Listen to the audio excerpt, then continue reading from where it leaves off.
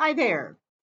Today I want to talk to you following up on the attitude video, and attitude being everything, but also one of the key factors of how our attitude is the amount of stress that we're under. And the not just the amount of stress, but also how we deal with it, how we can deal with it, because unfortunately we can't avoid it. We can't avoid all of it. Anyway, stress, in fact, is the cause of high blood pressure, obesity, depression, and many people don't know how to deal with it. They just continually live in a situation where their entire body is stressed to the max. They live in fight or flight syndrome almost 24/7, and that's not a good thing. Short term stress is okay. It really is okay because it can help you focus, it can help you. Um, Sometimes the exhilaration of the stress can be effective, but we are not meant to live in a stressful situation or in a stressful environment all the time. That becomes detrimental to us on all levels. Gastrointestinal problems, the surge of adrenaline that's constantly coursing through your body can become toxic after a while. Also, so it just is not a situation that you want to live with all the time. And here's a little definition that I want to read to you, which actually goes very well with my philosophy of being more preventative. So, at the time of the creation of the World Health Organization, you all know that one, the WHO, in 1948, health was defined as being a state of complete physical, mental, and social well being, and not merely the absence of symptoms, disease, or infirmity. So, there you have it, directly from the WHO. If that's your thing, you can believe them, if not me. Anyway, so one of the things that I emphasize and did emphasize is to try to, since we can't eliminate all the stress in our life, in our environment, we can at least try to minimize it and try to take some downtime. I find it very interesting because while I had my clinic, my spa, for all those years, 18 years, I was really blown away by the fact that so many people know about so much about their cell phone, their car, their gadgets, all their gizmos, all their technological little toys, and know so very little about this body that we inhabit for our entire life.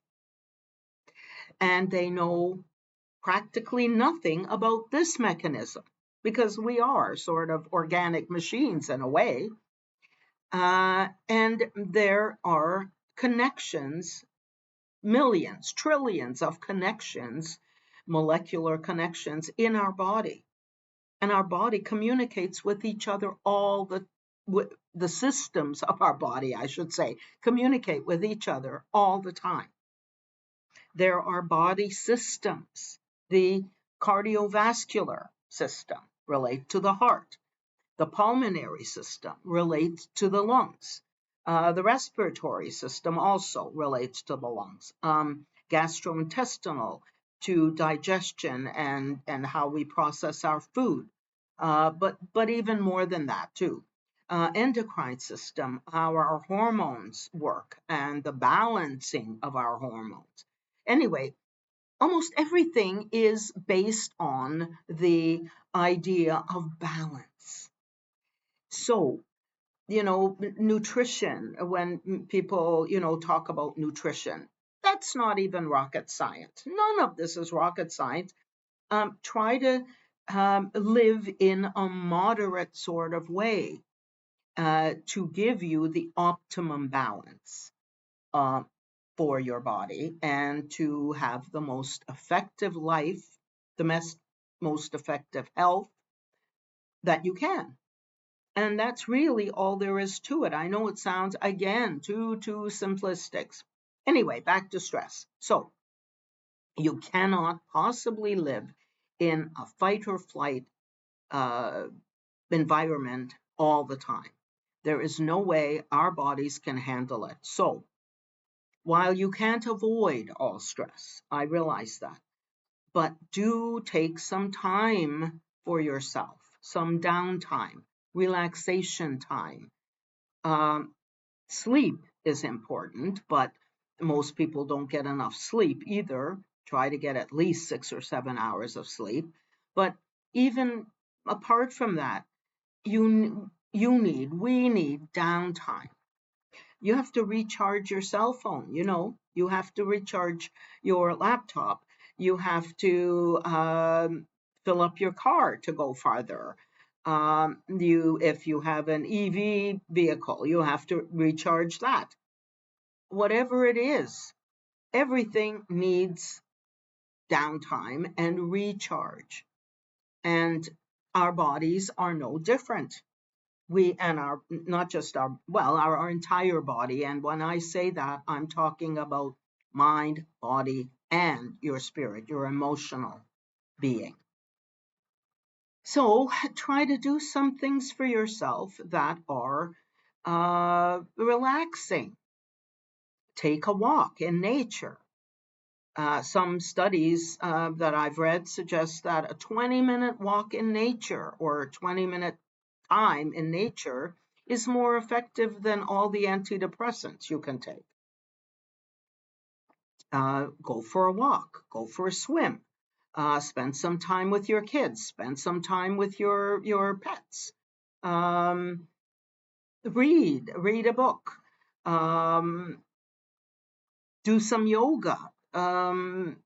I personally don't like the gym because to me, a gym environment is anything but stressless.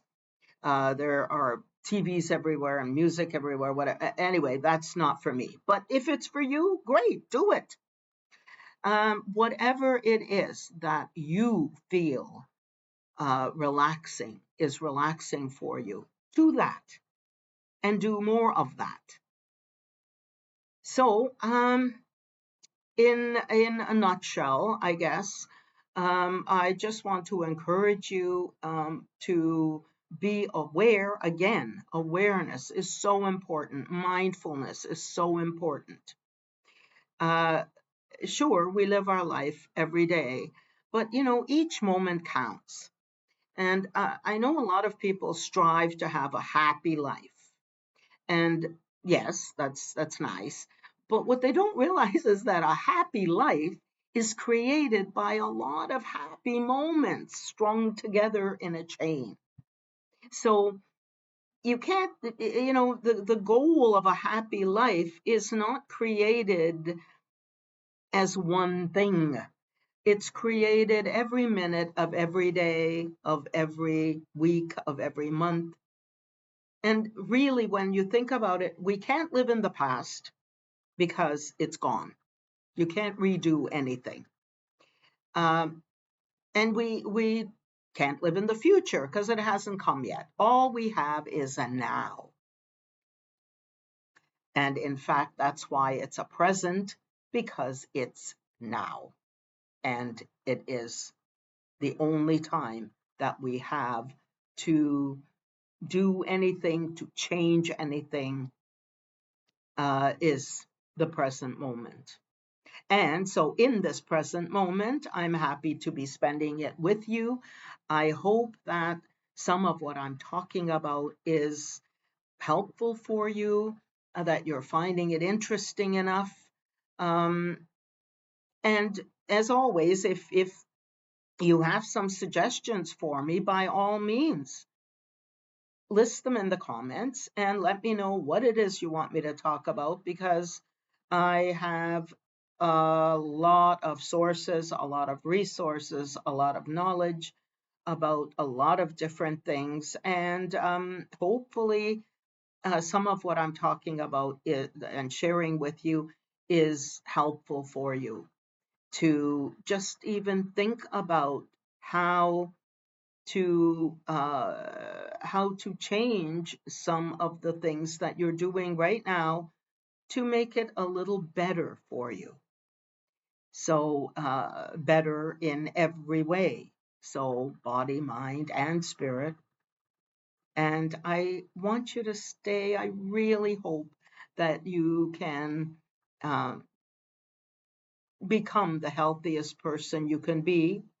Another great book that I mentioned yet last time, but another great book that um, is also really quite interesting and helped me a lot is a book by Don Miguel Ruiz, and it's called The Four Agreements. And it's quite interesting. The four agreements are about making agreements with yourself to do better, to be better. And that's really all I try to do too, is I try to be a better person today than I was yesterday. And I try to live my life like that. And I hope you have a great few days until my next video. And in the meantime, take care of yourselves, please. And I love you all. Mwah. Bye.